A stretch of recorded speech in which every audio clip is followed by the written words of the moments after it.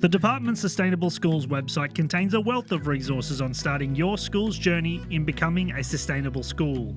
Embarking on this journey involves developing a whole school plan of the school community's intentions in regards to sustainability education and environmental management. Meridan State College have commenced by focusing on building professional expertise around the cross-curriculum priority of sustainability in the Australian Curriculum version 9. First of all, it needs to be absolutely part of the vision of the school. If the school community and teaching fraternity don't believe in where the school's going, you're not going to get the buy-in and uptake. The second thing that I would say about that is it needs to live and breathe in the curriculum and teaching and learning programs of the school. So I think the first thing that schools need to start with is actually understanding the cross-curriculum priorities. So understanding their intent, understanding the organising ideas that are set underneath each of the sets of organising ideas for each cross-curriculum priority, and seeing how they connect to learning area content.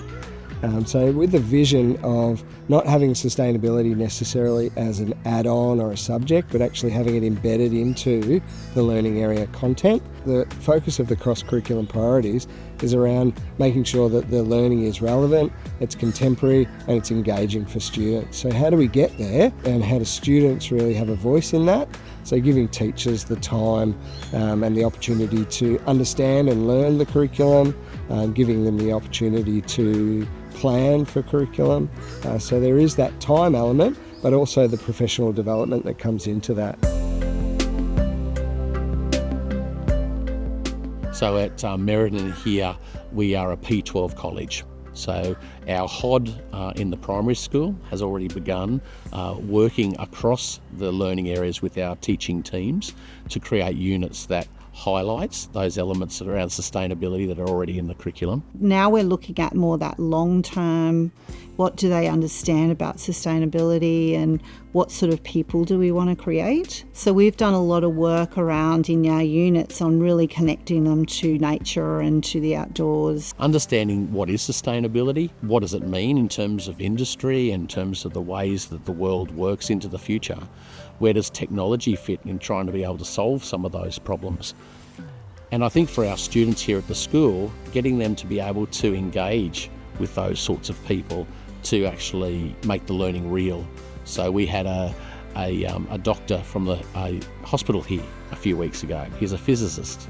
He actually builds the machines for x-rays and those sorts of things. So we've talked to him about how we might actually engage with him in the planning processes around our units and the implementation of units, so that our kids can see not only the theory and the physics, but actually see it in practice. They use technology in really creative ways, so they made little stop motion animations to show how the echidnas were moving through the habitat. They had to create their external features and make the echidna talk to tell about its external features. One of the key things for sustainability is really ensuring that you do have that student voice, that student agency. It is futures orientated, so we've got a set of organising ideas that is around futures.